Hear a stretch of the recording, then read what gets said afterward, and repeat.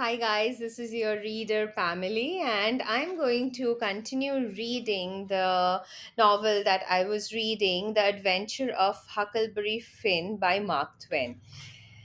This is chapter 2. We went tiptoeing along a path amongst the trees back towards the end of the window's garden, stooping down so as the branches wouldn't scrape our heads. When we was passing by the kitchen, I fell over a root and made a noise. We crouched down and laid still.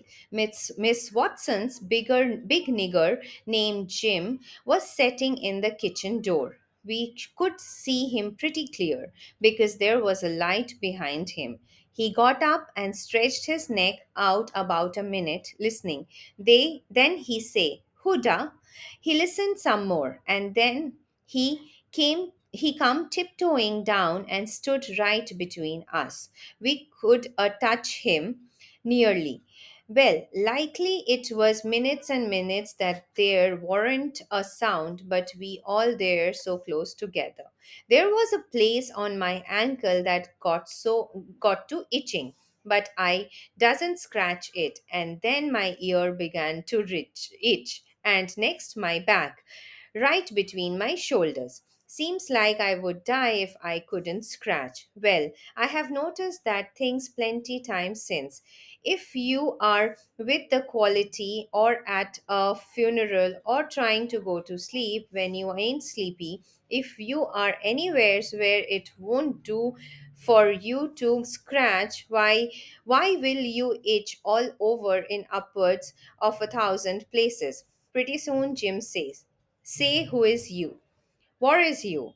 Dog my cats if I didn't hear some of." Well, I know what I was going to do. I was going to sit down here and listen till I hears it again. So he sat down on the ground betwixt me and Tom. He leaned his back up against a tree and stretched his legs out till one of them most touched one of mine. My nose began to itch. I itched till the ears become into my eyes. Sorry, it itched till the tears come into my eyes, but I doesn't scratch. Then it began to itch on the inside. Next I got to itching underneath. I didn't know how I was going to sit still. This miserableness went on as much as 6 or 7 minutes, but it seemed a sight longer than that. I was itching in 11 different places now. I reckoned I couldn't stand it more a minute longer, but I set my teeth hard and got ready to try. Then, just then, Jim began to breathe heavy. Next, he began to snore, and then I was pretty soon comfortable again. Tom, he made a sign to me, kind of a little noise with his mouth. He went creeping away on our hands and knees. When we when we was 10 foot off, Tom whispered to me and wanted to tie Jim to the tree for fun. But I said no, he might wake and make a disturbance, and then they would find out warrant in. I weren't in. Then Tom said he hadn't got candles enough and he would slip in the kitchen and get some more.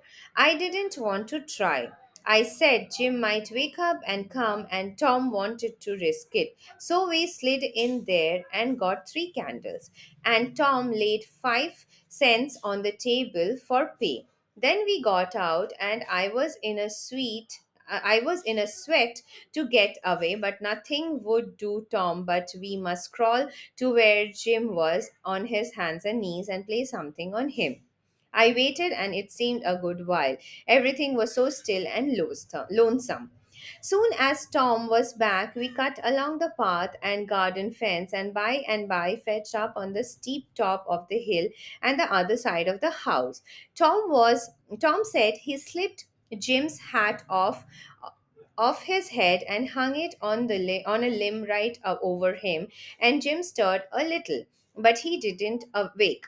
Afterwards, Jim said the witches bewitched him and put him in a trance and rode him all over the state, and then set him under the trees again, and hung his hat on a limb to show who done it. And next time Jim told it was he, they rode him down to New Orleans. And after that, every time he told he spread it more and more, till by and by he said they rode him all over the world and tried him most to death, and his back was all over saddle boils. Jim was monstrous proud about it, and he got so wouldn't hardly notice the other niggers. Niggers would come miles to hear Jim tell about it, and he was more looked up to than any nigger in that country. Strange niggers would stand with their mouth open and look him all over, same as if he was a wonder. Niggers in is always talking about witches in the dark by the kitchen fire. But whenever one was talking and letting on to know all about such thing, Jim would happen in and say, what you know about witches? And that nigger was crocked up and had to take a back seat. Jim always kept that 5 center piece around his neck with a string, and said it was a charm the devil gave him and his own hands, and told him he would cure body with it and fetch witches whenever we wanted whenever he wanted to, just by saying something to it. But he never told what it was he said to it. Niggers would come from all around there and give Jim anything they had just for a sight of that 5 center piece. But they wouldn't touch it because the devil had his hands on him. Jim was most renewed for a servant because he got stuck up on account on having seen the devil and been rode by witches. Well, when Tom and me got to the edge of the hilltop, we looked away down into the village and would see 3 or 4 lights twinkling. Where there was sick folks maybe, and the stars over us was sparkling ever so fine. And down by village was the river, a whole mile broad and a awful still and grand. We went down the hill and found Joe Harper and Ben Rogers and 2 or 3 more of the boys hid in an old tan yard. So we unhitched a sniff and pulled down the river 2 mile and a half to a big scar on the hillside and went ashore. Thank you so much for hearing me out. I will be reading this chapter in parts and upload my next video. Thank you for listening to me. Here is your reader signing off. Please like and subscribe. Thank you.